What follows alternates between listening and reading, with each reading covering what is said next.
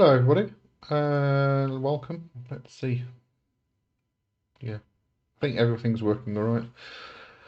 Go to the chat over here because I got two messages before Black Magic Society here, but not there, so I don't know what's going on.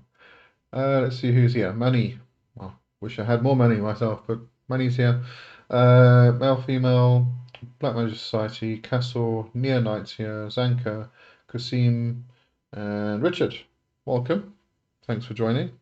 Black Magic Society is already cracking the jokes. That was a good one, by the way. All right, so I'm going to start at the top, and I'm not sure everybody can actually see the messages that start here, so I'll read them and we'll discuss them. Money asked, hello, Mr. Johnson. Are there demons that function like intermediaries or negotiators, similar to lawyers, who assist in drafting or facilitating pacts with other demons? Not that I've heard of. I mean, I guess we could consider, like, from the Grimorium Verum, if we consider Skirlin, who is the gatekeeper. It's not really facilitating the pact. And also remember, a pact, it doesn't have to be written; it can be spoken. And coming back to Grimorium Verum, it's mentioned a lot in there. I mean, it mentions the two types of pact. One is an actual written pact, and the other one is just a verbal, spoken pact. Um, so, I don't think there's any spirits that would really play that role. I can't think of any anyway. And then male female asked, are there demons that are sort of like therapists and can be a therapist to you? Um, in a roundabout way, but I wouldn't replace a human therapist. Definitely don't do that. If you need a therapist, then find a therapist and don't rely on the spirits, because at the end of the day, if you try doing that, you could end up just going through spiritual psychosis, thinking you're talking to a spirit and you're not. I mean, depending on who it is. But yeah. But at the same time, you can talk to spirits, like in regards to, for instance, Leviathan will actually balance emotions, which helps in a therapeutic sense. But you're not going to sit down and have a therapeutic session with a spirit. That definitely needs to be a human factor. So definitely don't replace the human therapists with the spirits. Okay, so let's see. And that's it. Um, yeah, Black Magic Society. I met Darth Vader's wife. Her name is Elevator. Very good, very good. I like that. Um, Cthulhu, hello, hello. How true is the movie Insidious? From what I remember, not very true at all. Let me just refresh my memory here. I do remember watching all of them, and they were utter rubbish. Um, just have a look. I want to remember what these were about, in case I'm getting mixed up with another one. Ba-ba-da. The first two films,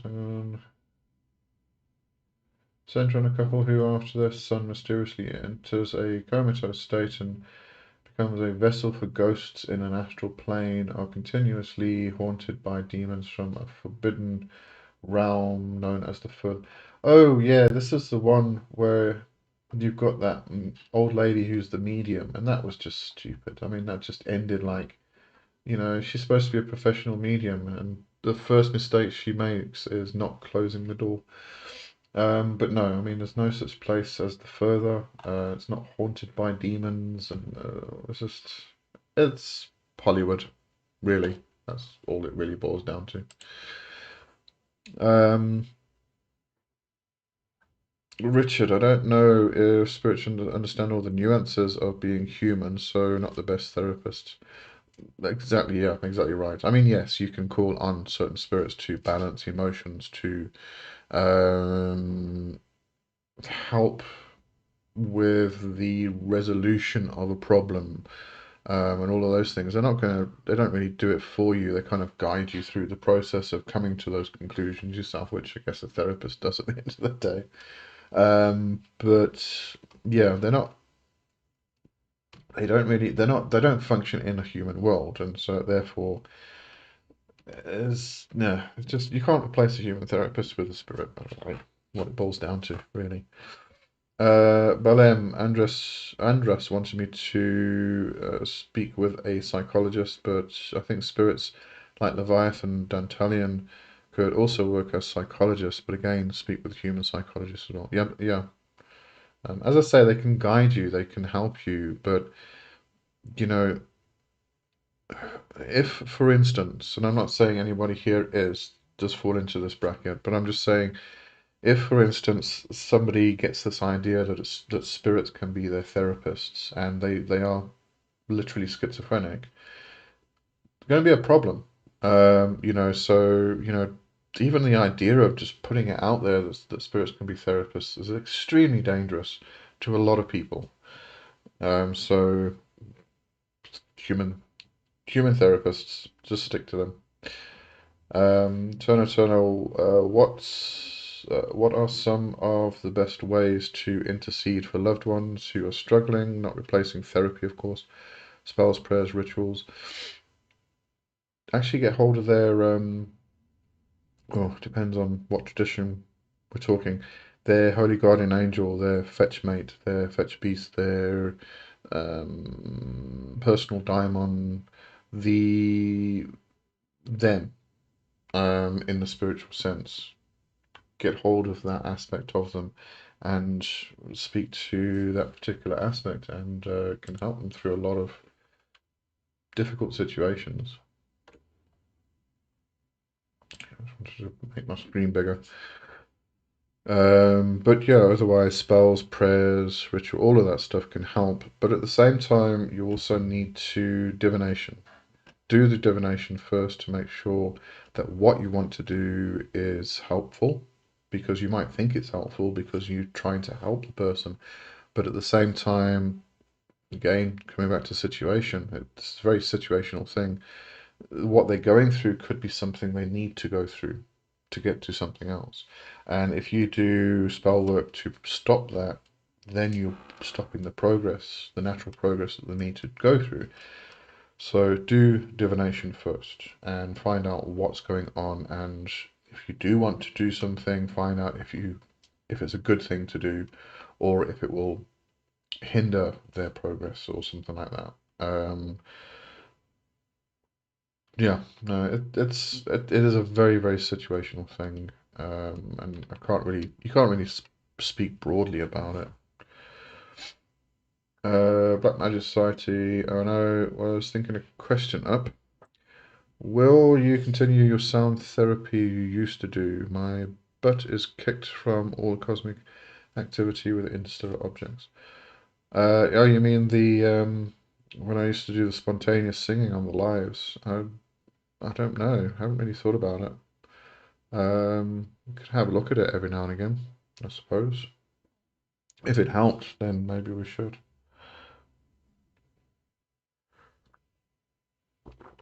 Um, yeah, the non-accuracy of horror movies. Yeah, actually, funny enough, the movie reviews. Wait, has that already been and gone? The movie reviews for this month. I can't remember what date it was now. Um, oh no, it's tomorrow. Okay, so the movies I'm doing this month are The Parenting, which is actually a comedy horror, and Practical Magic, which is a romance horror. Well, romance horror. Yeah, I think it's classified as a horror. I'm not really sure, but they are both more accurate to the occult than any of these horror movies because horror movies really are about the jump scares, you know, making it as scary as they possibly can, which means that they really, really do then start to venture into the fictional because you can't really do that without making it fictional. So, these horror movies just get so far away from reality. and just because they need the jump scares. So, I think with my movie reviews, I'm going to start looking at other things besides horrors, because it's going to be the same thing. This movie was made by Hollywood. Sim, Lee got a question. I am trying to avoid working with clip-off and focus on Tree of Life.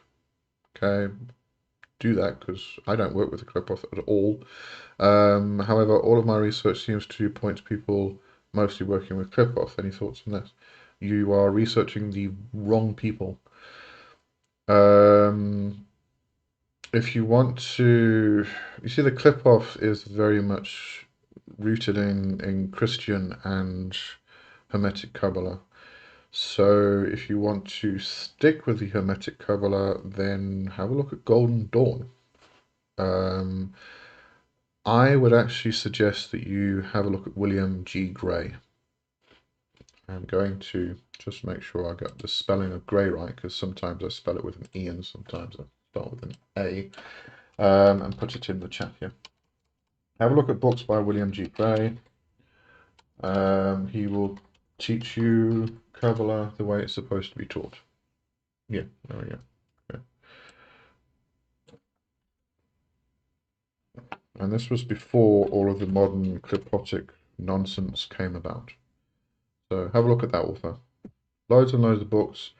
William G. Gray was a Hermetic Kabbalist, a ceremonial magician. He is Western mystery tradition. He started the Sangreal Sodality with Jacobus G. Swart. Yeah, no, just fantastic stuff regarding. And if you want to actually start at the beginning, what I would actually suggest, there's 3 books to focus on. Need to make sure I get the titles right now. Hang on, I've got the books here. So the first one, I would get Kabbalistic Concepts, which kind of gives you a general idea of the tree of life itself, and working with the tree, working with these Hermetic Kabbalistic aspects. Then the Ladder of Lights, because that focuses on the Sphirot themselves, and goes into the different worlds, the 4 world emanations, and how they actually relate to each Sephirot, or I always forget the plural and the singular. Sephirot is the plural, I can't remember. Focuses on that aspect. Then, was it the Talking Tree? Hold on. Let me go and open this and make sure. I think it's the Talking Tree. That goes into the paths between the Sephirot. Yes, so that examines the paths themselves. So then you have a full overview of the Tree of Life. Okay, so that would be a great place to actually start or go to. Did you get, just let me know if you got all that down, if you need me to repeat the book names, and I'll put them in the chat or something. Ivan, hello Ivan, and Castle's here. Did I say hello? I don't know if I saw you before. Yes, I did say hello to you. Working with the Tree of Life, the top part is the first part of the journey, then the clipot comes later. As I said, I don't work with the clipot at all. For me, it's modern Kabbalistic nonsense. It doesn't make any sense to me. I don't know. Got a different background, I suppose. Tracy, hello Tracy. But Magic Society, yes, spontaneous singing. You're amazing with it. Okay, we can maybe have a look at it. Maybe I can introduce it to these Covensteads once a month or something. We can start off with some 10 minutes of spontaneous singing and then have a chat afterwards, something like that. I don't know. You guys must let me know how you feel about that, and we'll set it up. Castle and Lee, are you doing your name? I have started doing Magical Passes Tensegrity, which is the Toltec Castaneda forms, ways of doing it. So I did start doing that this week. I'll carry on doing it next week. I'm finding I need something a bit more physical because I've become so unfit the past 3, 4 months. So I started walking again as well. But yeah, I need to seriously mash up some energy and get it moving properly. Yeah, I told you to remind. Yeah, kick my ass if you need to kick my ass. Um, I must keep it up. That's the problem. Yeah. Oh, nice. Looking forward to your review of those, especially Practical Magic. I like when movies do the research and portray real magical practice, even while being fantasy movies still. Yeah, absolutely. And that's why I like movies like Practical Magic and why they've stayed so prominent over what is it, 20 years, I think. Um, yeah, it was 1998, so more than almost. I mean, we're looking at almost 30 years since Practical Magic came out, and Practical Magic 2 is coming out next year. But that's why I like movies like that because yes, they are fantasy. There's some things in there which are just not real. They have to form part of the storytelling. But the herbal practices and the simple things like you know doing magic in your kitchen. I love the midnight margaritas. I wish I did that when I was growing up. That would have been fantastic. Um, but all of these things that, especially practical magic, where they combine that life with their everyday life. There's no separation of what they do during the day and what they do during the night, type of thing. And it's not like uh, it's not this idea of creating the scariest thing you can possibly think of, because that's what makes the horror movie a horror movie. It's about just life. Um, and I liked the parenting because it's it is. I mean, again, it's fantasy. It's about a demon, but it's a real demon. It's yes, it is Andras, um, who has got the proper form of the raven's head and the humanoid body. And the book in there is a real book. It's not a grimoire. So they kind of like combined this book. It was a Sir Walter Scott book, actually. They combined that book with the Goetia. So, the Sir Walter Scott book that they actually reference is not a a grim or a catalogue, if we can call it that. But it's a real magical book. And then the depiction of Andras, what Andras stands for, discord and things like that. And even the sigil that they show it's not the same, it's exactly the same, but it's very, very close to the sigil, the seal that is in Ars Goetia. And it's just they get more right in in a comedy than they do in horror movies. And I don't know, it's crazy. Anyway, moving on. You can watch that tomorrow. There you go. May not say too much. Um, Tracy, awesome to see you. How are you doing? Castle. You talk, yeah. Black Magic Society. As a purist in the Hermetic tradition, I don't work with any of that because um, I remain free of blow-ins and additions, hence put emru, pyramid texts, and coffin texts. Yeah, I mean, you also I think you probably work a different Hermetic tradition than Hermetic Kabbalah. You're working Egyptian Kemetic stuff, which forms part of Hermetic Kabbalah. I'm talking, referencing like Golden Dawn. Um, but that focuses probably more on uh, Kabbalah than Hermeticism. So yeah, I think it's a different strain, a different avenue. Um, but the whole Clipothic thing just comes out of the Hermetic Kabbalah, comes from, which well, kind of extended from Christian Kabbalah. So it's got a very Christian influence, to tell you the truth. I don't know why it made it so big in the left-hand path, but anyway.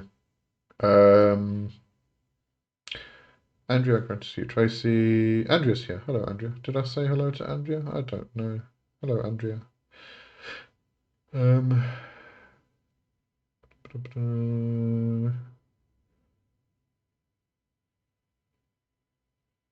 Black Magic Society. I like the Midnight Doobie. Yeah. Tracy, don't ever act like you're less. What are you doing for yourself? Oh, okay, that's the conversation. Okay, you guys carry on your conversation. That's fine. Um,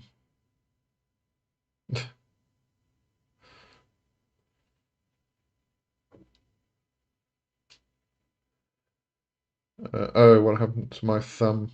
I think it where you were supposed to.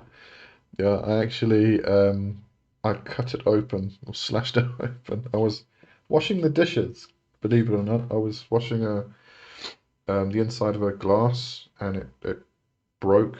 So as I was turning, it kind of sliced an inch through my finger. Um, so I got it in a splint because I was 2 days ago and it's still not knitted properly together. So I got it in a splint to prevent me from bending my finger. But yeah, I got some of those butterfly stitches, or what are they called, wound strips or something. I'll put them on again tonight.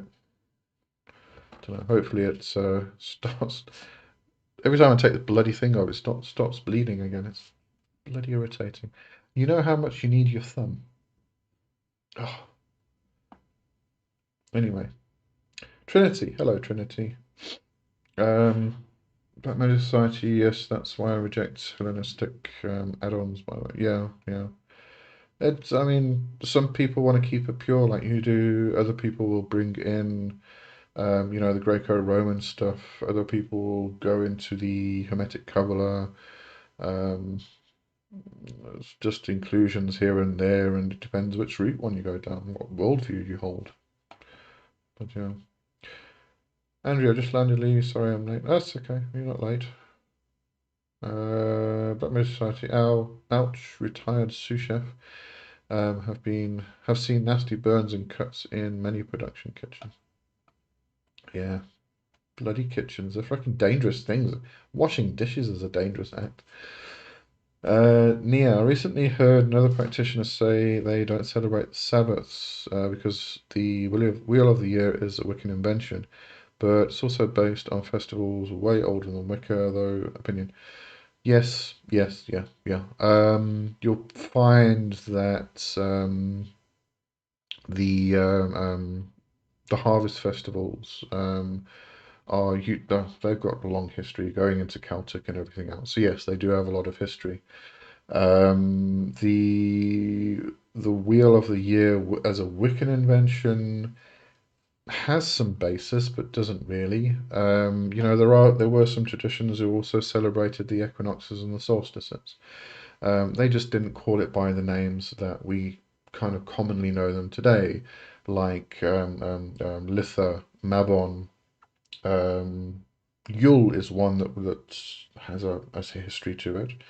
It goes into the Gaelic. I think it's still pronounced Yule, but it's spelled Geol.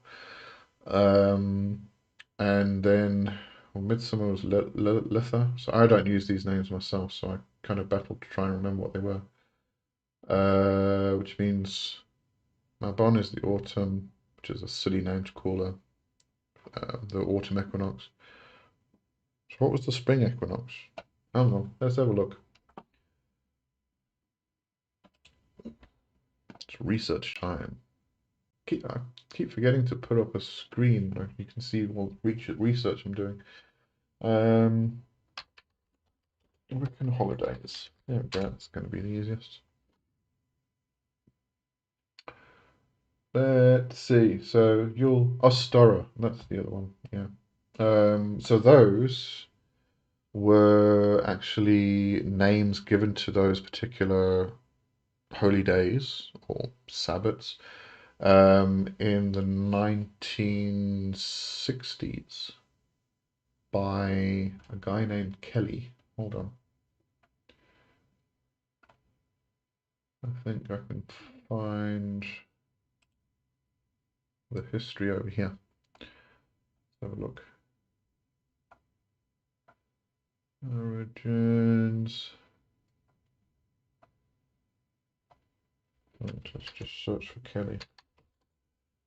Yeah, so his name was Aidan Kelly, and it was the mid-1960s. He wanted to give the the various equinoxes and solstices their own names. So he came up with Lilith, Ostara, and Mabon.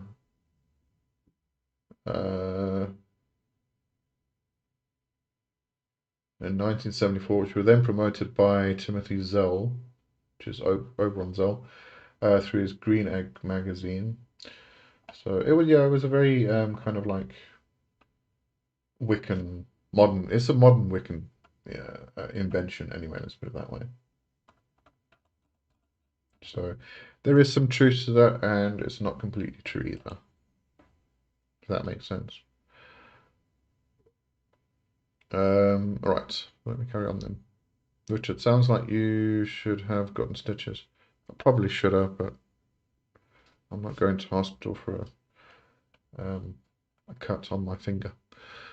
As I said, I got we created butterfly stitches. I got my daughter to make some butterfly stitches to hold it together. She's been an absolute star with this because I can't do half of the freaking stuff I need to do. But I got some today, so when I replace this later, I'll just use those. And your thumbs are more important than we realize until we don't have them. Absolutely, yeah. You don't realize what you actually use your.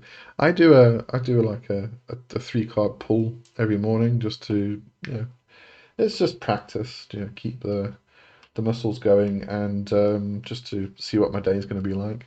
And I can't shuffle the cards, so I haven't been able to do it the past 3 days, 2 days. Andrea, 3 more baby sacred cacti have popped up. Ooh, very nice. Yeah, they are tiny, like tiny little dots, aren't they? They're very hard to see. No, yeah, Ostara, yeah, it was Ostara. Ivan, thank you for making the Belficore explanation video a year ago now. He has recently called me to work with him. Also, your video length time was 13:13. Oh, okay. I never noticed those things. Yeah, it's a pleasure. Oh, as long as it was helpful. And yeah, who was here last week, and I was supposed to email Lee to give address to 40. Oh, yes. Yeah, I actually forgot about that. So if you'd emailed me, I probably would have not known why you're emailing me. But so tell me why you're emailing me as well. Castle acetone would have stopped bleeding fast. The bleeding actually stopped quite quickly. I am actually a quick healer, but as I said, the problem is because it's your thumb, and it was such a deep cut and a long cut. I mean, it was like an inch long. You bend your finger and it just pulls the skin apart. So I'm sure some people are going, ew. So I won't talk about this too much. Andrea, super glue. I said that. My daughter said no. She won't let me do that. We use it in fiberglass world. Yeah, okay. Trinity, that liquid skin ointment stuff works really well. I'll have to have a look for that actually. Funny enough, I kind of said we should actually keep some of those butterfly stitches and all the strips. But then I was thinking, I mean, the amount of times I've needed stitches in my life, it's been decades since last time I needed stitches. So, you know. Black Magic Society, butterfly stitches is way better than hook-shaped sutured needles. Yeah, it's just a little, it's a cut. It's not a little cut, but just a cut. I mean, It'll fix itself eventually. Still struggle with deciding if I want to celebrate the Sabbaths or not. Even many years after initially learning about them, I do want to acknowledge the seasons, but not really vibe with the festivals and specific dates. This is something that comes up quite a lot, especially for people who don't have covens or groups to work with. You know, I think it was John Beckett, is the guy's name. I think it was him who wrote in one of his books about Druidry that celebrating a Sabbath by yourself is kind of like celebrating your birthday by yourself. It's not very fun. But what we can do is recognize the seasons, as you said, recognize when, depending on where you are, in some places it's when the bluebells pop through the earth, or when you first smell the scent of eucalyptus in the air, or something like that. Spring's here. Um, and just recognizing those positions of the year.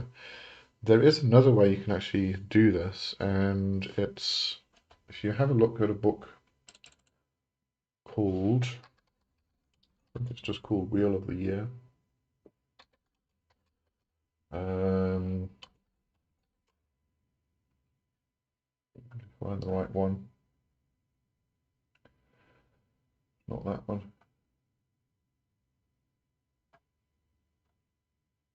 It's by Temperance Alden, I think her name was. Temperance. Let's just do Temperance. Oh, Year of the Witch. That was the name of the book by Temperance Alden. And I like that book from the sense that she doesn't actually go into the common Sabbaths that we talk about. She actually recognizes the cycles that happen within the land where she is. So, hurricane season, that's going to be a particular part of the year that needs to be honored and recognized. Other parts of the world don't have a hurricane season. I don't have a hurricane season.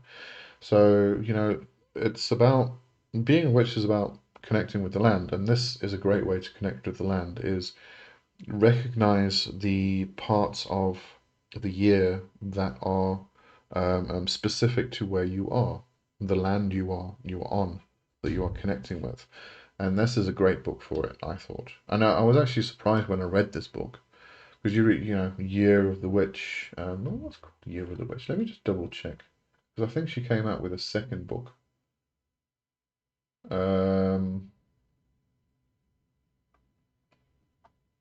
Let me just do this Temperance Alden books.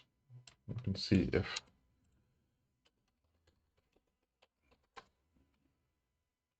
Oh no, it's the only book she's written so far. Okay, so Year of the Witch, Temperance Alden. There you go. Great book. Um, right. Where am I? Black Magic Society. Sticking a bleeding thumb in a dish of cayenne pepper will stop it too.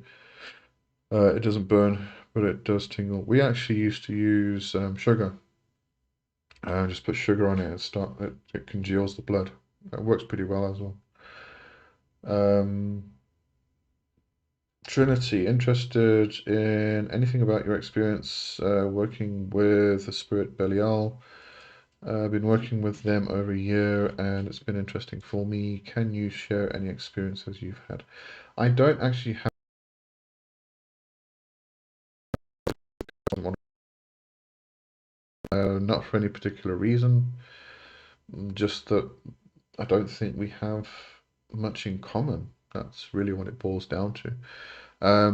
From the perspective of Belial being the elemental king of Earth, I see him very much as the forge god, in the earth, in underground, pounding away at the forge. So it becomes very symbolic of the blacksmith god.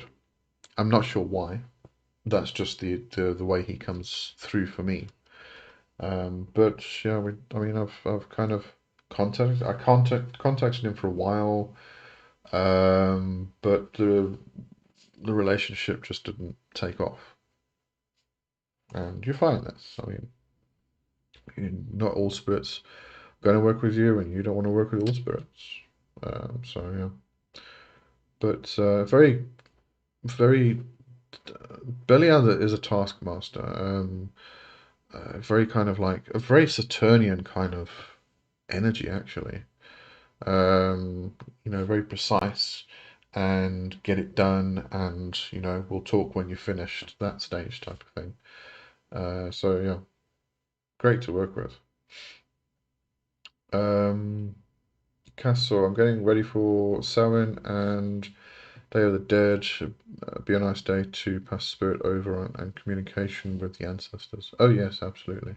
Funny enough, I mean, I'm in the south, so I'll be celebrating Beltane, and because it's the Axis, Beltane's also a great time to work with the ancestors because the gate opens, the veil thins, and all such things. Um, but it doesn't just mean that it's Samhain. It's the axis, therefore it's going to be a tipping point for everybody. So yeah. Uh, fact when my app's on my phone and I'm using my phone as a camera, so I can't check when it's aligning with the moons this month. Hang on, can check. Think. Oh, astrologically, it's just after the full moon. Yeah, can't think of any particular significance there. Anyway, where am I? Yeah, um, I've heard about that book a lot. Thanks for the recommendation. I need to finally read it after all it seems. It is really a good book, and as I said, I was kind of surprised because I picked it up thinking it was going to be another book about the Sabbats, the eight Sabbats, and it's not. So I was pleasantly surprised actually. At the same time, a bit confused because it wasn't what I was expecting. Um, Castle salts will speed up the healing process. I think I should be all right tonight. Um, as I said, like past 2 days we've changed it. We've got a bit of bleeding because it just a small little spot where it hadn't knitted properly. And obviously, you take the bandaging off, it disturbs the wound. So it should be okay tonight, I think. Andrea, we use sugar to stop bleeding and shrink swollen tissue. Yeah, yeah, sugar's great. Yeah. Trinity, I dealt with Blacksmith Association also in my gnosis. I actually like it when other people confirm those things because I don't think everybody kind of associates Belial with the blacksmith god, the forge god. But yeah, so it's nice that somebody else had that in their UPG stuff. Um, Ivan, I have invoked Belial a few times. He has taught me to be my own leader, to have my own business and confidence in my own self. Belial translation can be worthless or can be seen as without a leader. You are your own leader. Yeah, yeah. That's a direct translation of the Hebrew of the name. Is well, to be worthless and also to or without the leader. Yeah. Actually, one thing I did do with Belial, probably about 6 years ago, 7 years ago, maybe. I actually made a pact with him, and one of the things that I had to do within the pact, and this is why I find it quite interesting. One of the things I had to do within the pact was give up smoking, and I didn't. It was only a year ago, about it, almost a year ago, that I actually gave up smoking, and I've noticed a difference in my life since then. now that I have actually held up my end of the bargain. So if you're going to make pacts with spirits, make sure you stick to it. Don't be like me. Andrea, Lee and Anne will be expecting GNT. Okay, I have to go fetch some. Castle, since I've been working with Astaroth, Beelzebub been coming to me and helping me a lot, but working with Saturn and Venus, Mars energy has been very balancing to me. Yeah, so a lot of different energies there actually.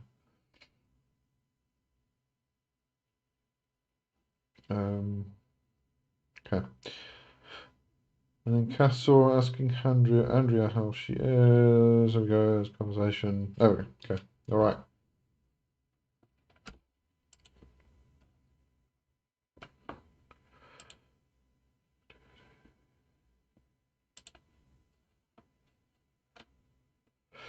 Okay. That brings us to the end of that topic discussion.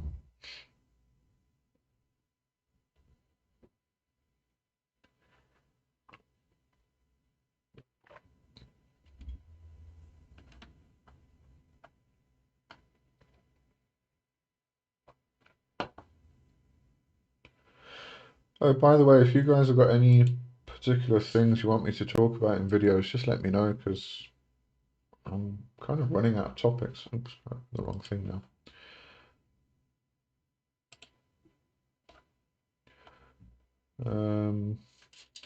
Because I've got all the usual slots, although the next month the Toltec Warrior or the Toltec Path concepts, I'm doing Controlled Folly, and then after that, that's all of the concepts I was looking at. The Plant Magic stuff's going to be going on for another 6 months. I'll be doing the movie review once a month and the book review once a month. And I don't know why I've got Standing and Not Falling for November, because I've done that one already. But yeah, mostly the Wednesday stuff. I'm not sure. I've run out of topics. I need to know what to talk about. Andrea, I like the idea of your singing at the start of Covenstead. Okay, yeah. Just have a look at the calendar quickly.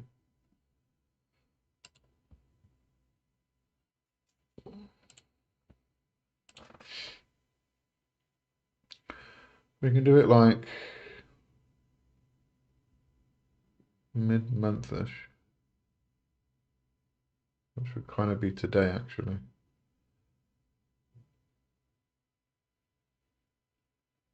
But I'll just do it once a month. I'm gonna say let's do it every second week of the month. So if it is something you particularly want to do, then the second week of the month, just pop on. I think what we can do is chat for about 15 minutes, and then I'll do some spontaneous singing for some healing and what have you, and then we'll just carry on with chatting like we do. Right, that makes sense, and everybody's happy with that. Ori Alchemy, hello. Do you have any information on Demon Upher? Doesn't ring a bell. Don't think so. Let me check if I've done anything in regards to that particular one.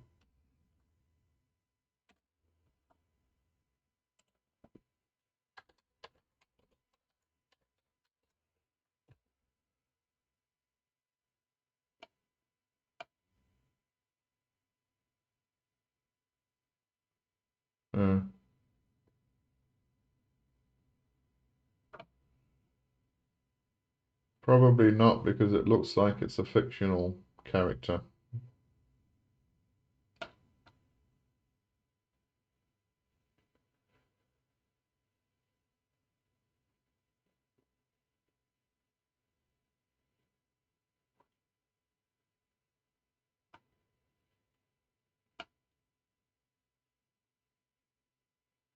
Well, it's in some this Black Witch Coven spoke about upper, but no. Hang on.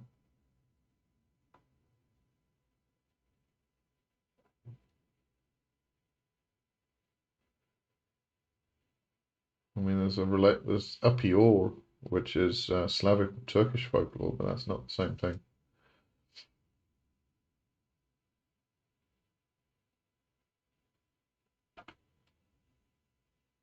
So look at that. No, doesn't ring a bell, and as I said, it looks like it actually has fictional origins. So wouldn't have wouldn't have done anything regarding that.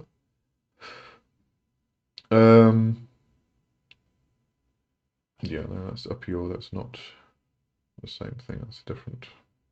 Oops, now it's all stuck. Hold on. Come on. Where am I?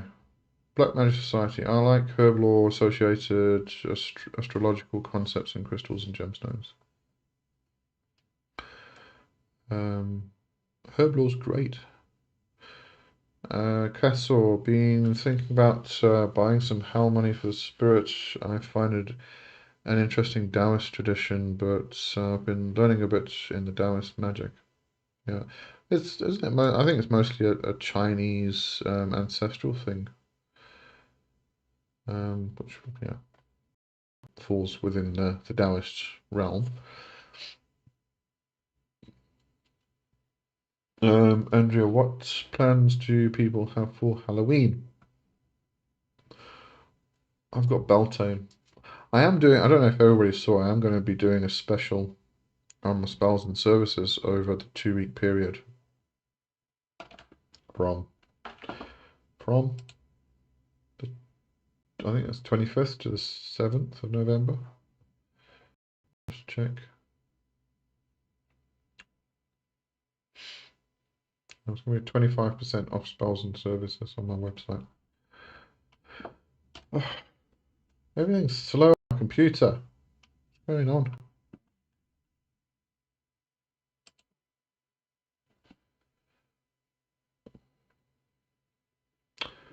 Right, now that that's gone, I can read everything. Yeah, if I'm grounding and working with earth energy while in an apartment building, do I actually use earth energy or do I risk draining energy from the people living in the apartments around beneath?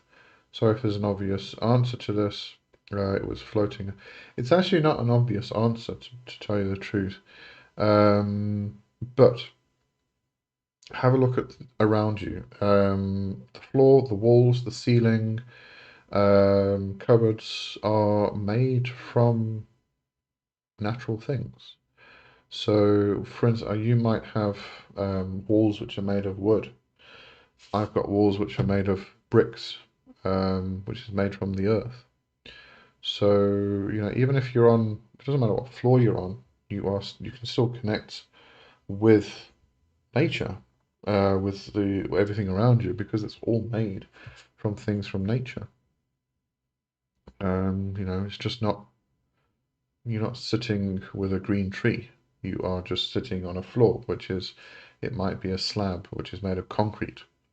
Concrete comes from gravel and cement and water. So, it all comes back to nature. So if you are working with earth energy, you're working with the natural elements which form everything around you. So, yeah, you definitely won't be draining the people from the apartment. Castro Andrea working with Santa Muerte and Bifrons, then watch the Trick or Treat movie, as I always do every year. Nice, nice.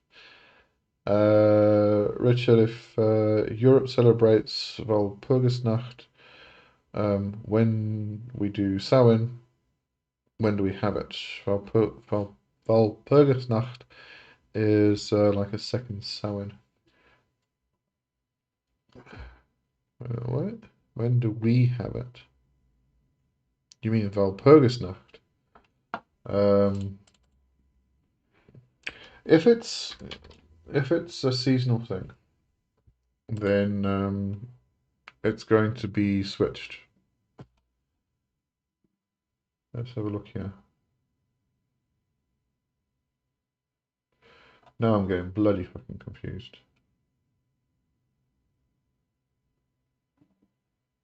Yeah. So in the Northern Hemisphere, Walpurgisnacht is 30th of April, 1st of May, which lines up with Beltane. So during that time down in the south, we are celebrating Samhain. Oh, you are. Hang on, let me read this again. I'm getting confused. If you're at Celebrate when we do Samhain, when do we have it? So we would then, our Walpurgisnacht is now during Beltane. It's Beltane. So you're switching the seasons. No, hang on. Where the hell are we? Oh, it's October. October. Brain, hang on. Let me just grab a new brain. Um, November, December, January, February, March, April, May. Yes, that's right. So May is Beltane, is May Day, the time when you jump around the maypole. Yes. So yes, that makes sense. Did I make any sense there at all? Just let you know. Black Magic Society, a pumpkin card with hieroglyphics and a candle inside to represent Amun-Ra. Cool. Turner, do you have recommendations for books regarding chakra healing, etc.? Uh, Books.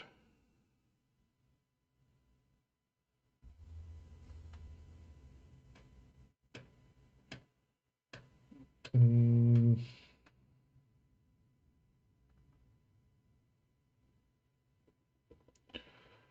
can't think of one. I mean, anything that works with the chakra system and I would actually focus on Hindu sources. It's a bit of a difficult one to work with, though.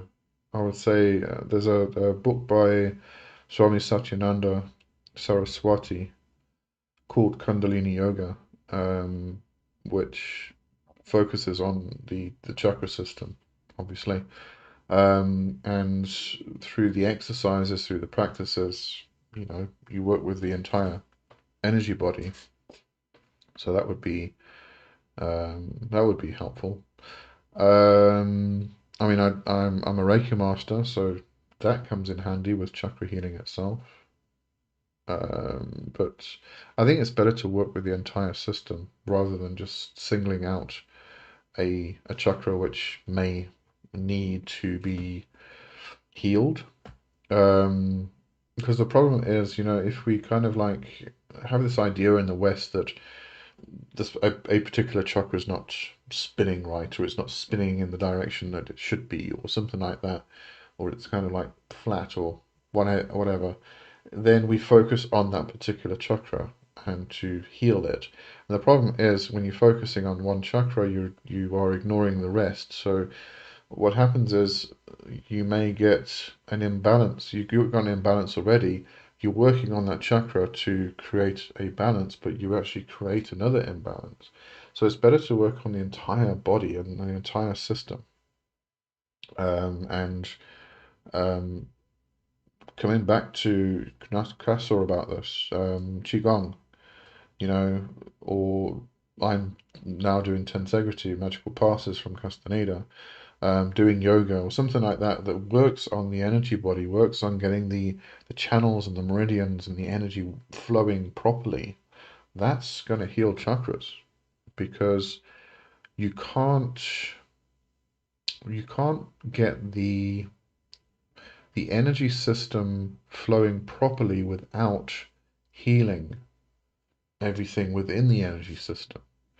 It's a side effect of actually doing the energy work. And that then spills over to the physical because once the energy is moving properly in your body, that helps your physical body as well. And you might start looking younger, or you just suddenly have these miraculous changes in your health, or whatever it is, because now you're feeding, the energy is moving properly, and therefore all of your physical organs are now being fed properly. So yeah, I would just do that. Is just work on the energy body and something like Qigong, Tai Chi, Tensegrity, yoga, Falun Dafa. There was somebody else mentioned another one from, I think it was Tibetan law last week. All of these things are ways to get the any energy moving through the system properly, the way it should be. So that would be my answer to that. Castle, you're lagging a lot. Oh, am I? Shit. Let me go here and go over here. Just double check. Oh, yeah, it's saying error. Sorry, if I reply to something that doesn't come through properly, just let me know and I will repeat it.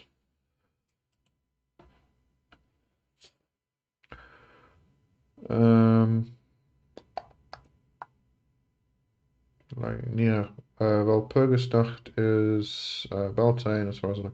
Yes, it is. Thank you.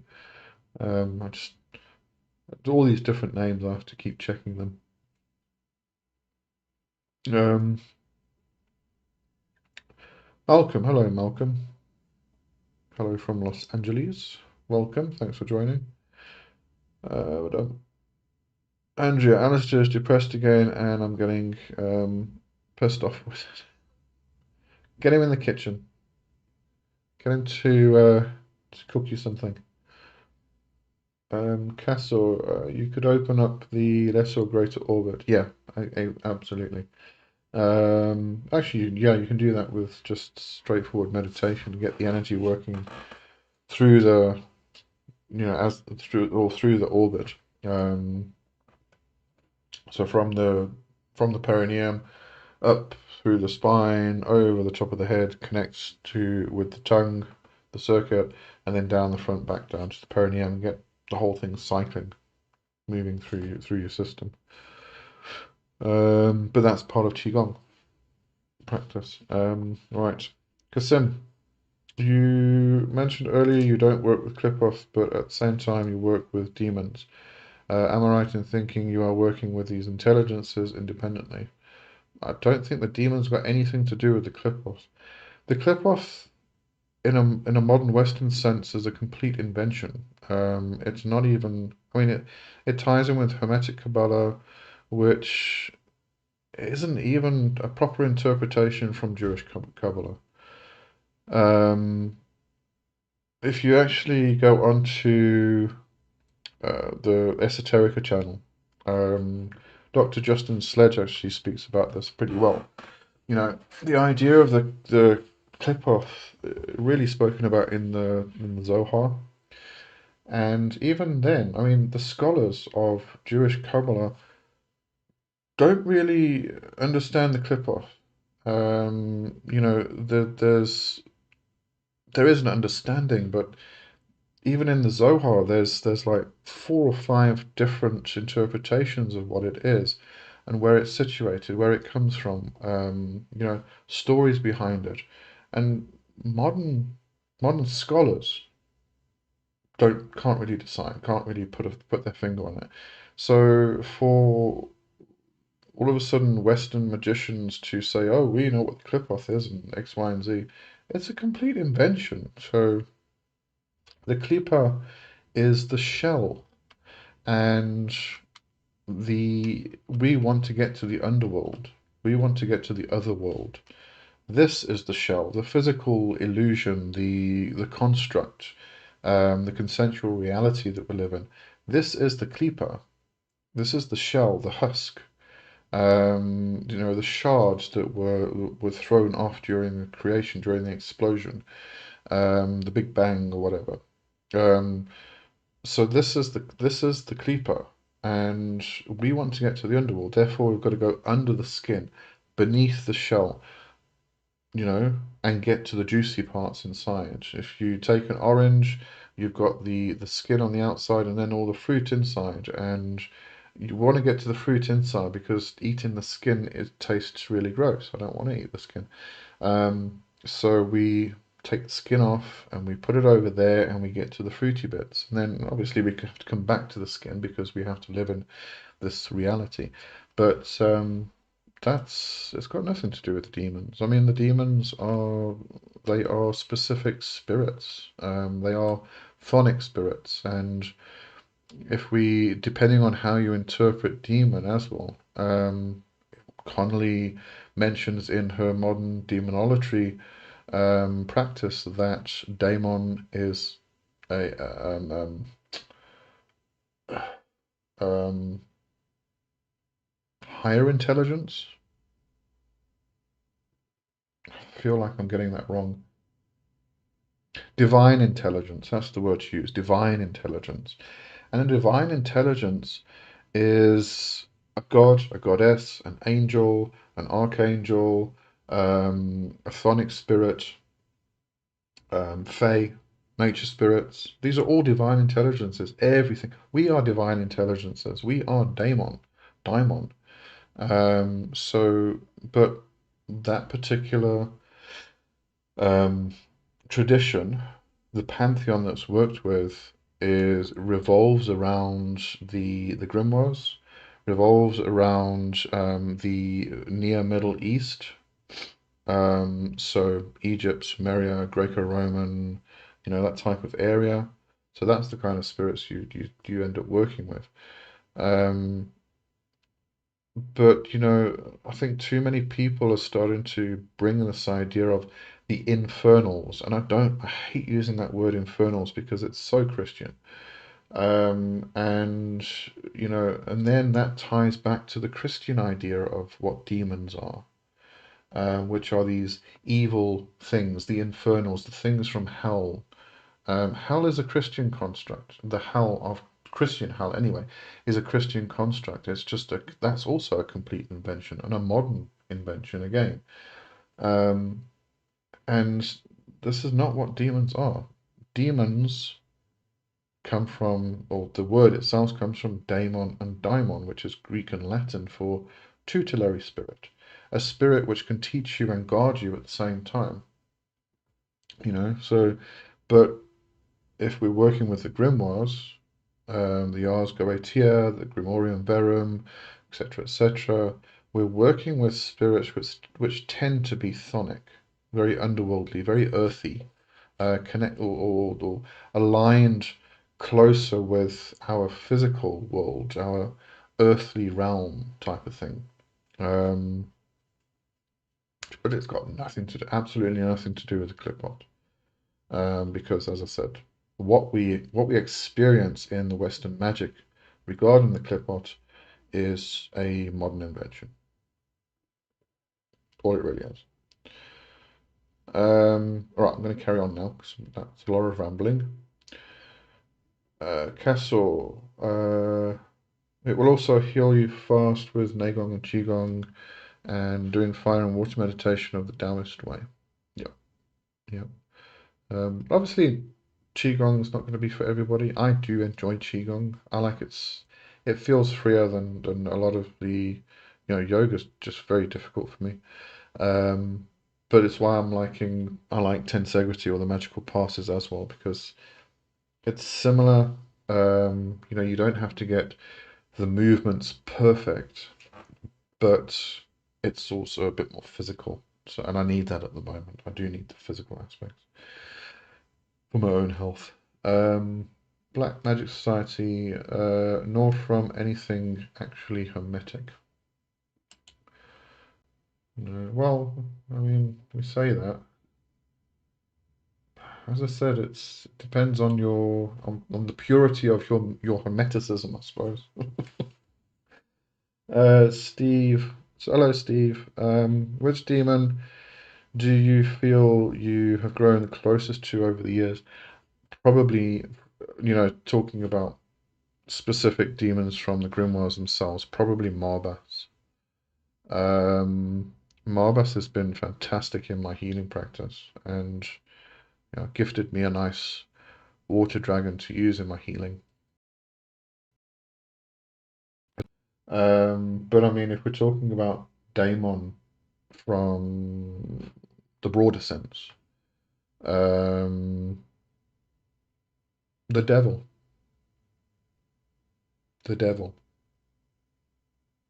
is the one that I'm bonded to. So, that's the one entity that I am extremely close to, and that's it. Yeah. Um, Black Magic Society, I have a greatly underused copy of Grimorium Verum. I'll never work with it. I have a lot of those type of books. I may do a giveaway on my channel. I love the Grimorium Verum. I think it's, of all the grimoires, I think it's the best one because it doesn't work with the idea of trapping and binding the spirits. Grimorium Verum, the basis of Grimorium Verum is pact making. It's about making agreements and contracts with the spirits. And I think it's a brilliant approach. I use it all the time. Not Grimorium Verum itself and the spirits in the Grimorium Verum, but the method, the methodology, the idea behind it. Calling Skirlin as the gatekeeper to open the gate, and therefore then the spirits can come through, or you can go through to them. That type of thing. I mean, when we talk about the gatekeeper, yes, in the GV, it is a specific spirit, Skirlin. But we can think of our own holy guardian angel or a personal daimon as being the gatekeeper. It is the aspect which opens up or is the go-between ourselves and divinity. So you know, I think the GV's great. Um, all the others, they have their bits and pieces here and there which are kind of worthwhile, but it's that idea of trapping and binding the spirits that I'm just not okay with. So it's that bit. Kasim, I once watched an old video of yours, and you said that if you start to work with these entities, your life goes to pieces. Is that really true? Not just these entities, magic in general, and quite often it is working with spirits, but it can be gods and goddesses from a variety of different pantheons. And it's not that your life is going to go to pieces. It can do. Depends on how badly your life is at this particular moment. What happens is when you start working magic, when you awaken your witch blood, when you enliven the current within you, whatever terminology we're going to use there, when you awaken yourself to the magical paths, to occultism, to witchcraft, to magic, etc., etc., etc., you are going to go through a period where things need to adjust in order to get you on the right path.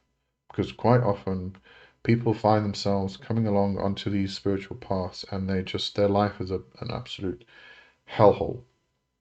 And they may not realize it, but they're not on the right path, the path they should be on or supposed to be on. And if you're not, then you're going to go through a period of adjustment. And sometimes that's intense, sometimes it's not. You might already be on the right path, and therefore coming onto these into these magical currents and strains and energies and everything else doesn't you don't really notice it because you're already walking the right path, so there's no adjustment to make. But in other cases, it can be this idea of adjusting. And I experienced it. After I went through a dark night of the soul, which lasted several years, and then when I came out of that and I came back to magic, because I completely and utterly rejected magic for a long period of time, and I removed myself from all communities and everything else. It was quite severe. And when I came back and I was trying to find my way back to the path, my path, I again went through one of these experiences because my life was up to shit. And I had to go through this whole adjustment period, and it was rough, seriously rough. I've never been through something that rough before. but really I was in a bad way. I was in a really bad state. Um, but that's the kind of thing I'm talking about. It's not that the spirits are going to come along and beat you bloody because, you know, they are demons and everything else. It's got nothing to do with that. It's just that your life needs to adjust to its proper path. And sometimes it's rough, sometimes it's not. Sometimes it's very, very easy. Depends on where you are. That's what we're talking about there. Brigand. Hello, Brigand. When you say the devil, do you mean Satan? No, not at all. I have an interpretation of Satan or Satan, which is different to most people. I believe that I am the Satan, that you are the Satan. You are the adversary which which creates your own life. You are self-creating your own reality, or co-creating your own reality. And therefore, you are the adversary to society because society says you have to do it this way. And you're saying, no, I am not going to do it that way because I am my own person and I'm going to create my own reality. And therefore, you become the adversary, and the adversary is the Satan. I don't believe Satan is a singular entity. Satan is a singular entity and it's a Christian entity. It's a Christian creation. The devil is the horned man, the the Lucifer, the light bringer, the teacher, the guide, the God. The horned man is the one, the goat at the Sabbath. The horned man, just the witch is God, really. To put it simply, easily, you know, that's the devil. But no, it's definitely not. It's not the Christian Satan, because the Christian Satan is that's their creation. Um, Satanists kind of took and ran with it and decided that the Christian Satan was the good guy and the Christian God was the bad guy. But it still holds Christian worldview at the end of the day. But yeah, so that's the devil for me. Black Magic Society, it's yours if you want it, Unk. Oh, the Grimoire Verum. Oh no, don't worry about that. Got, I've got a whole bloody folder of grimoires. That's cool, but thank you. Besides, if it's a physical copy, trying to get it to me in South Africa is a pain in the butt. Andrew's going to be right back. Okay, see you just now. Turner at Black Magic Society, why do you not choose to work with the book? Yeah, Black Magic Society said Hermetic Purist. I don't need it. It's a different tradition, different worldview. So it's not gonna gel with everybody. Kasim, I think you could be referring to Pan, the Horned God. Am I correct? That's one aspect of the Horned God. I do have a strong connection with Pan. Pan's always been there throughout my life. But it's more than Pan. When we're talking about the Horned God, this is more of an archetypal aspect. We're talking about Horned God, Pan, Kaninos, Hern. All we can even bring Shiva into this. A lot of people consider Shiva to be a horned god. In fact, I was reading something yesterday, and it was talking about the various names of God in Jewish mysticism, and Shaddai. One of the interpretations is the protector of animals, protector of the wilderness, and that's Pan. The description was a horn god. So you even find it in Jewish mysticism. Um, but yeah, it's the goat god. It's the devil, the horn god is a very archetypal type of figure. Um, yeah. And coming back to that, I mean, we talk about the devil or the horn god in the craft. And yes, it is kind of an archetypal figure, but what you'll find is that people who work with the devil specifically have their own personal name which is never shared. I mean, I'm definitely not going to tell you what the name of the devil is for me. That's a very, very personal thing. So yeah, but if you if you do want to find out more about that, you can go onto my Patreon. If I'm going to just sell myself now. If you go onto my Patreon and you join the journal tier, which is the $5 tier, go into the Black Book of Obi Mero. There's a whole collection on there. It's something I was creating in conjunction with the devil, actually. And it's how you can. The black book is a current of energy, but you create a physical black book to kind of write the transmissions that you're receiving. So it becomes the devil, getting to know the devil, creating a relationship, creating a bond, and then creating a pact with the devil, and then forming the black book, the physical black book itself. It takes you through the whole process. I'm still working on that actually. Um, but it's at the point where you can now run with it however you want to. So if you're interested in that, go check that out. It's probably the most thorough explanation I've got. Um, Black Magic Society. Oh yes, you said I've read that one already. Brigand. To me, the Horn Guard is Konunos, who I'm not sure is all those things. No, you see, this is where we start to get into soft polytheism versus hard polytheism. So we have Konunos and we have Pan. Both of them would have come from the mold or the archetype, which was Horn God. But they're two very different entities. Um, and Konunos doesn't encompass all of the aspects of the devil, as in the bigger archetype figure. Pan doesn't encompass all of those aspects. And that's why it is a very archetypal figure, and it becomes a very personal connection, a very personal figure as well. How you interact with that archetypal figure is going to be different to anybody else who interacts with it, because it is a very personal thing. Somebody might interact with the devil more as a light bringer, whereas somebody else might interact with the devil more as a sabbatic god. So it becomes a very personal thing at the end of the day. Castle, the mansions of the moon are very fun and interesting to work with. Yeah, they are. Yeah, the moon cycles and everything are, I think, a necessary part really of witchcraft.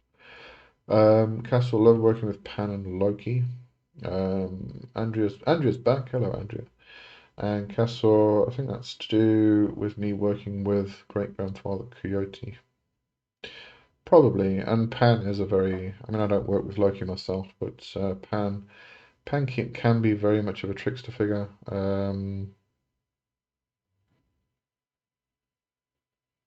Yeah, not one of the main aspects of Pan, but can be, I think.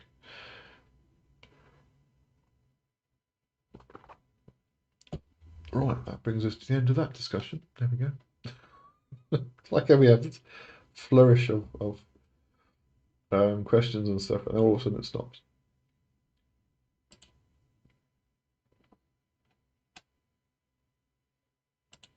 Okay, let me just make sure everything's still going. It says excellent condition on my side, so hopefully the stream's okay.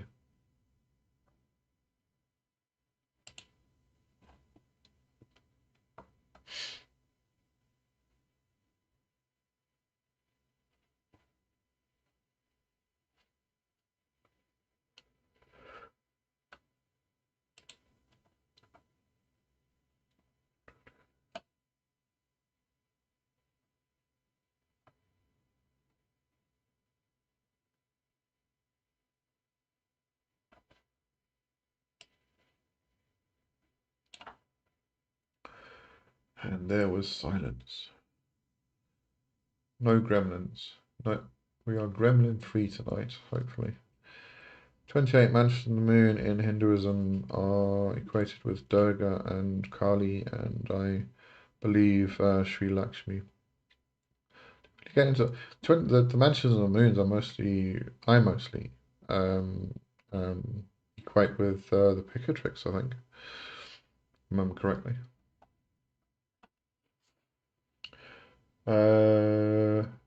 Castle, I usually ask Pan and Aphrodite to come together and work some ritual together.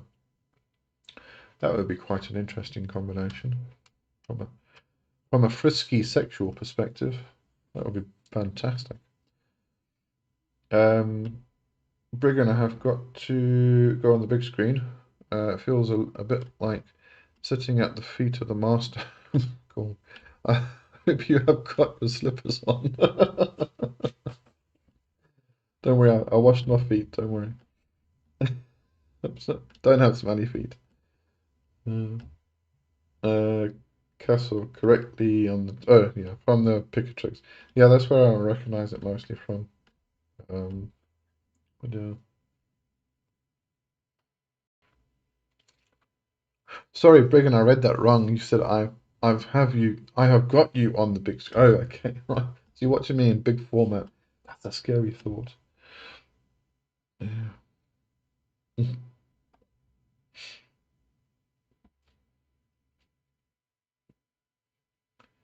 Trying to see what other topics I've got. I haven't got any topics listed. I've kind of run out of ideas to talk about on Wednesdays. Nia's got to go. Oh, cheerio. Thanks for joining. Glad you could join anyway. Thank you so much for taking the time to stream and share your knowledge with us once again, Nia. It's a pleasure. Have a great rest of your day, night, and take care, everyone. And you. Have a good one.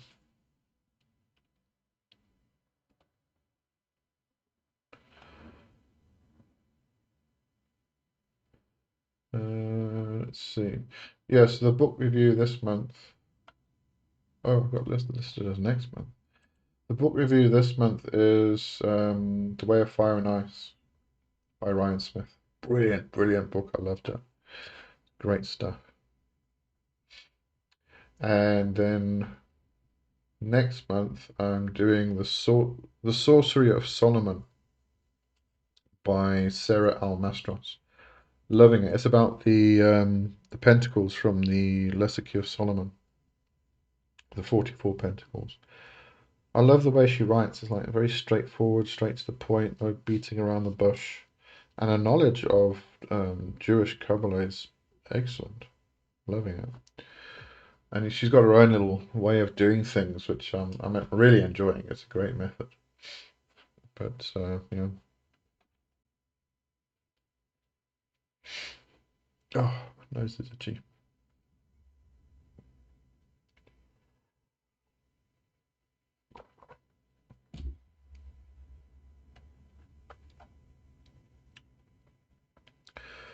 Castle, the cat fairies have been very protective of the house and house spirits. Do you have any books on the cat fairies? I don't. They are mentioned in Morgan Damer's books on fairies. I do recall some mention of them. Problem with the cat fairies is I don't think there's enough lore to actually fill a book. So you kind of you find it mentioned in books that talk generally about fairies in general, the fae, the good folk. It's not piss them off. The good neighbours, the what's it, the gentry. Um, Andrea, anyone know anything that will get rid of depression? A therapist. The best thing. But yeah, that's definitely.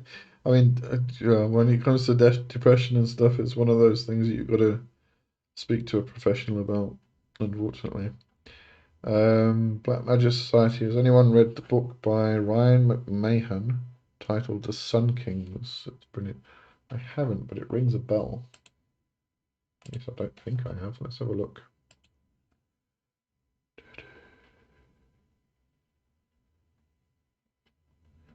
Castle asked Andrea if it's a spiritual depression or mental one. The Sun King.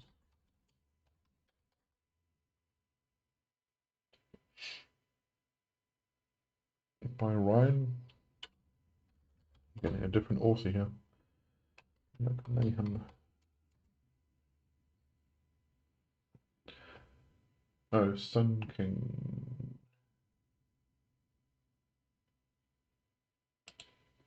Have a look.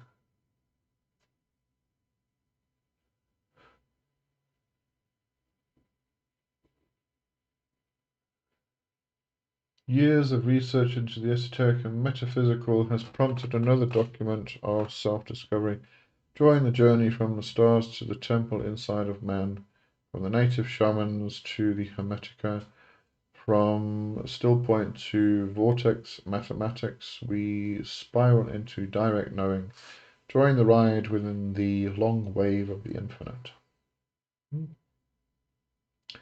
Sun King, Soul Harmonica by Ram. Oh, that's Ryan A. McMahon. Okay. I have not read it, no. But it does look very interesting. And that's a very bright screen, so I'm just going to close that.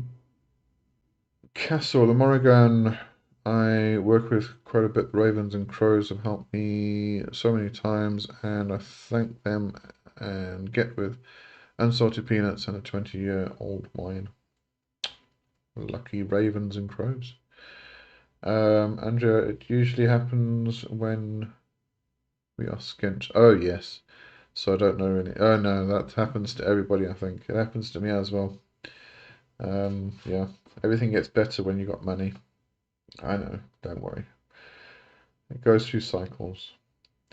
Black Magic Society, he's Hermeticist too, very erudite. Cool. I'll see if I can put it. Actually, I'm just wondering. Called Sun King. Wondering if on Everand. I'm annoyed with Everand. They contacted me to say that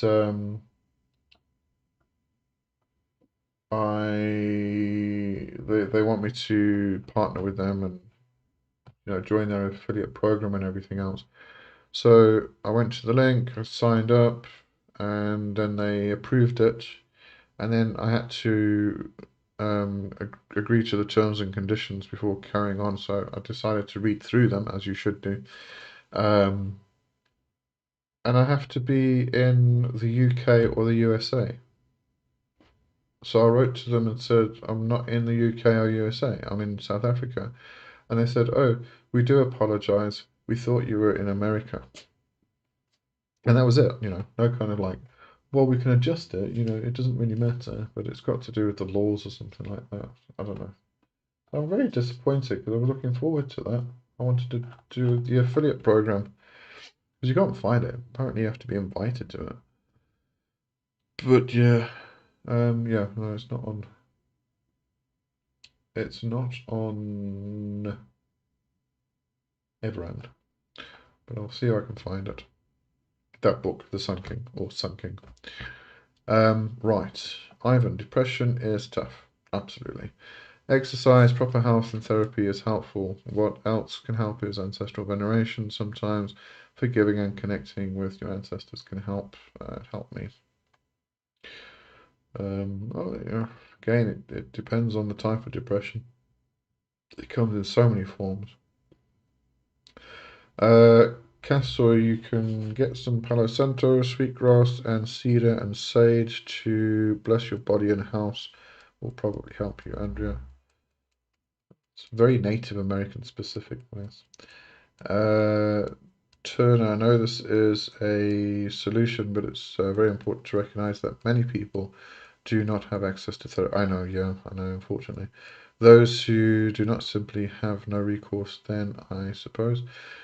What you can try and do, if that is a problem for you, and I do understand that completely. I don't have access to a therapist myself.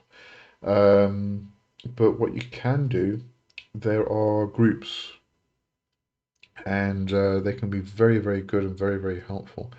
And quite often they're free, um, depending on where you are. I do have somebody here in South Africa who is putting together an international list of these types of places you can contact. So I'll see how far they got with that. Maybe we can publish it somewhere. It was very helpful. But yeah, no, I totally get that. And also people who, depending on the country you're in, I mean, if you're in the USA, therapy is definitely not the same as if you're in South Africa. In South Africa, they're a lot more accepting of a variety of different things, especially when it comes to, talking about spirituality, the occult, talking with spirits and all that stuff, because we have such a diverse culture in South Africa that the therapists here have had to become more open to these things. So they're taught, you know, if a Zulu person comes to you and starts talking about their ancestors, you've got to know how to handle it. It's not that they're crazy because they're talking to spirits. It's because it's a real thing, in these particular cultures. But, go to America and it's very, very different. So even if you have access to therapists, it's usually not something that you can even talk about. So yeah, it does become extremely difficult. But, if anybody does ask me for advice about mental illness and, what anything regarding that, I'm not a psychologist, I'm not a therapist. I cannot advise you in that. So my answer is going to be get a therapist. Make sure your mental health's all checked out and in place. And if you need medication, make sure you're taking the medication because I mean, even something as simple as just doing meditation can cause severe spiritual psychosis in somebody who is not managing their mental health. Um, and it's difficult because and it's also a very personal thing. I mean, one person is completely different to another person, so trying to give advice generally is impossible. So the answer always is find a therapist. And I know it's difficult, but I don't really have much else much advice I can give, or I'm allowed to give. Get myself into a lot of trouble. But still, I know it's an extremely difficult thing. Anyway, moving on. Andrea, thank you all so much. It's strange because I'm skint as well, and I can cope with it. I think you're used to it by now. Casso, I'm not too fond of crackerdocs trying to pick my brain. I'd rather go to a shaman or medicine man. There is that if you know a shaman who can help you with those things. Talking about quacker doctors, there's a lot of shamans in the Western world who are worse than the quacker doctors. So if you've got access to that, brilliant. Not everybody does. Andrea, I am his therapist, but it's difficult to be patient with him. His bone, what? There's something or other has worn me down. Bone idolitis. Okay, I know what that is. Okay, shame. Yeah, he probably does need a therapist, to tell you the truth.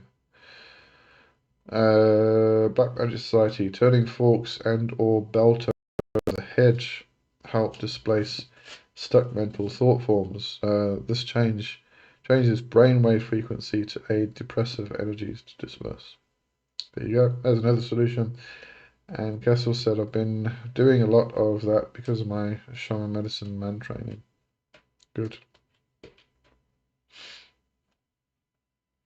Oops. Let me click that. I'm not supposed to click that. Don't click that. No. Go away. No, bugger off. There you go. Okay. That's the end of that chat as well. There we go. Moving on to the next one.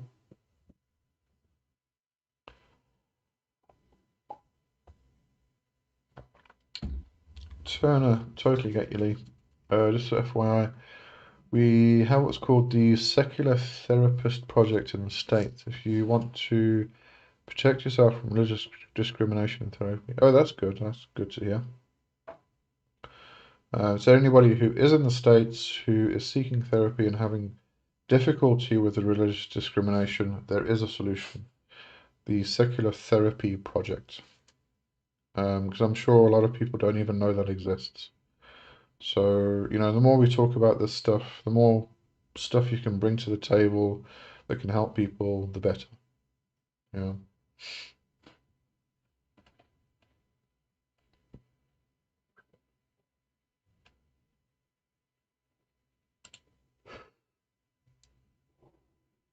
Mm. Starting to get to yawn time. It's almost bedtime.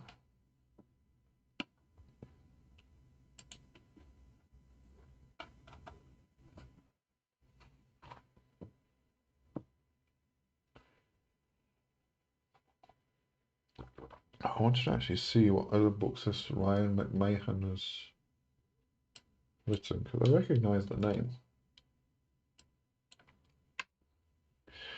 Castle, I don't usually talk about my spiritual beliefs to outside like those blasphemy dogs. Not all of them are terrible. There are some that are really bad, but not all of them are terrible. Okay, maybe I recognise Ryan McMahon because he's a sports person.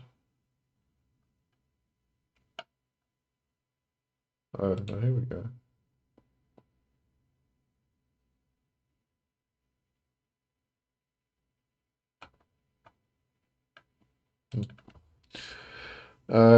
Castle being good at hiding my religion to those doctors.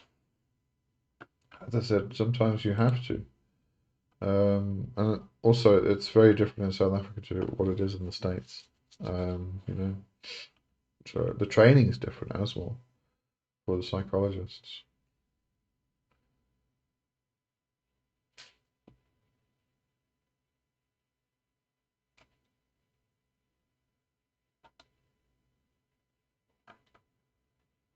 Castle might like that one.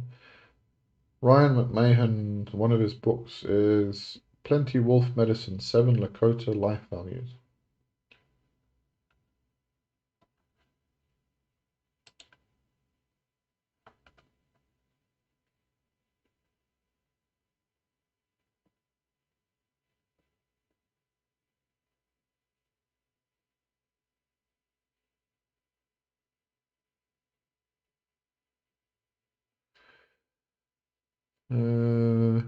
Castle, interesting, I would.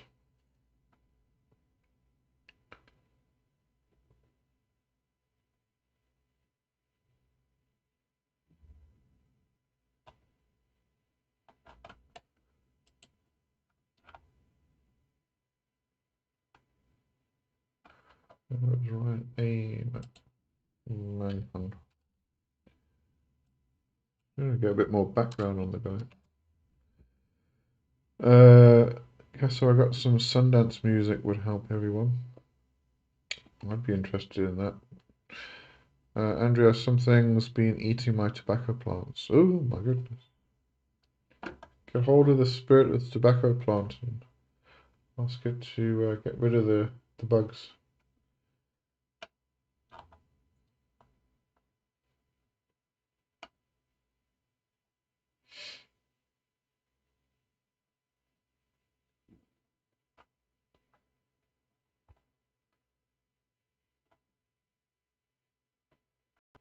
Search Ryan McMahon, it just comes up with a baseball guy and a singer-songwriter.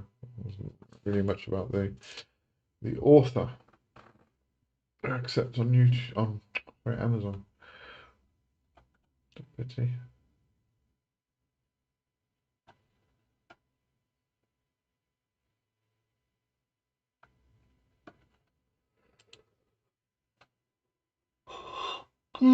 Excuse me. Sorry. Trying to see if everybody's still here. Yeah. Possibly a moth caterpillar. Well, it's got to eat, I suppose. get all of its strength up so that it can transform into a moth. Takes a lot of energy.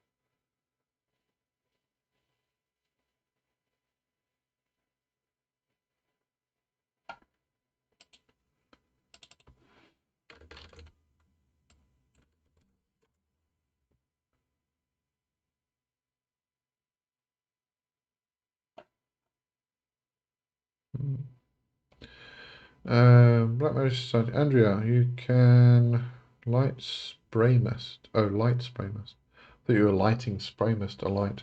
A solution of biodegradable dish soap with spring water. It kills the parasites, but doesn't harm the plants. Yeah, it's good for aphids, actually. Andrea, Lee, true, but it could have all my outdoor plants. Oh, the moth. The moth caterpillar. There we go. Yes, okay. Pesties. Castle, trying to find it for you, Lee, the music.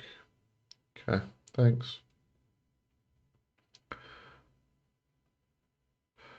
I moved off Spotify for a while. I went to YouTube Music. Didn't like it. I'm back to Spotify. The radios are better. Everything's better on Spotify. Lakota Ceremonial Songs by John. John Around Him. Okay, let's try find this. Lakotas. Oops. I missed the J. Hang on.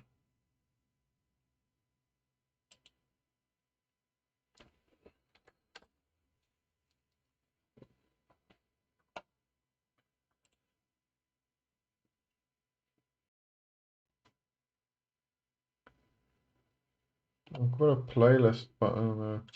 That's just a whole bunch of letters and numbers. Lakota Sundance and Ceremonial Songs. It's got Calvin Standing Bear, Joseph Shields,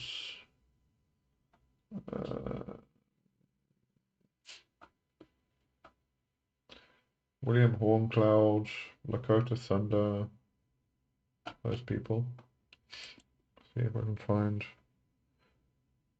Is the person's name John Around Him?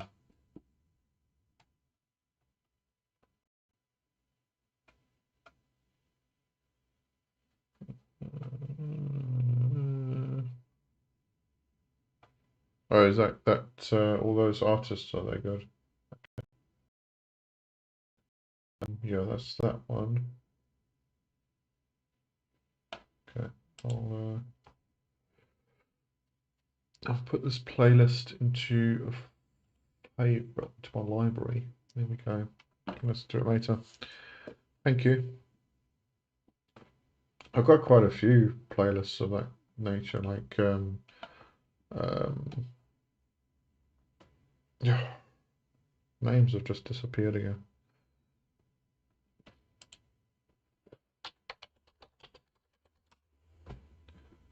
What is going wrong with my keyboard? Come on, catch up with all the letters. There you go.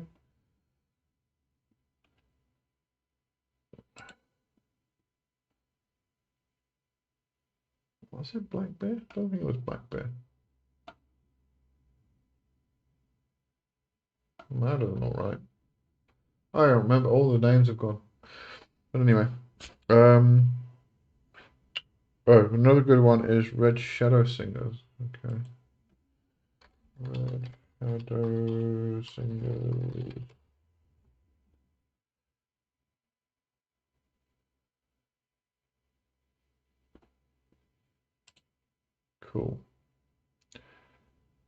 How is Mrs. Yote? Who's Mrs. Yote?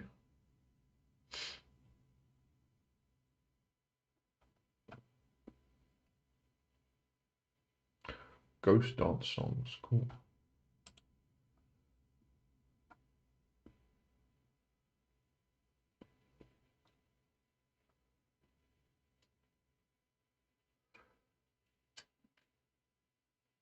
Sorry, I'm confused now. Yeah, guys have to do that at least once on the live. It's a necessary part of the Covenstead, I think. How was this name of this bloody band now? Right, I think I'm going to bring today to a close because everybody's gone very quiet and it's almost that time anyway. So if anybody's got any questions, get them in quickly. We'll have a look. I was thinking of an old YouTube person that came to the stream. I don't remember. A Mrs. Yote.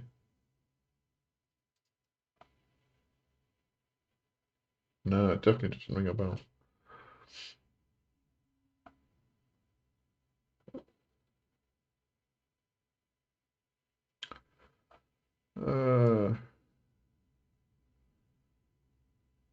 Good night to you. Have a good one, Castle. And yeah, if nobody's got any questions, then we'll definitely shut down.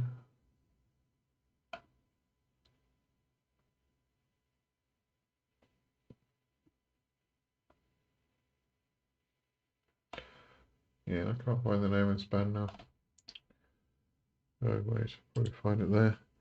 Turner, I just want to say how much I love and appreciate you, Turner. Oh, thank you very much. It's a pleasure. Oh, Andrea as well. So I've just been caterpillar hunting. There you go. No, it's a pleasure, Turner.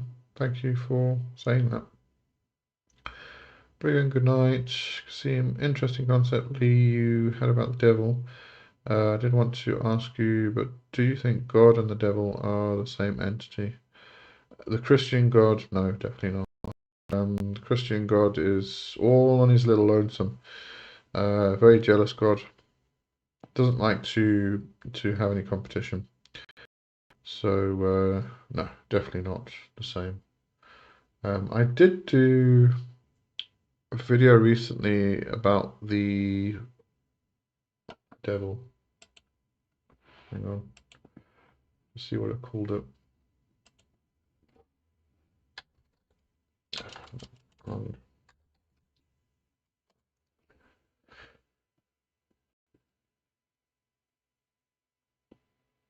on, do something. Oh yeah. There we go. Andrew's going, Tracy's going. Good night, guys.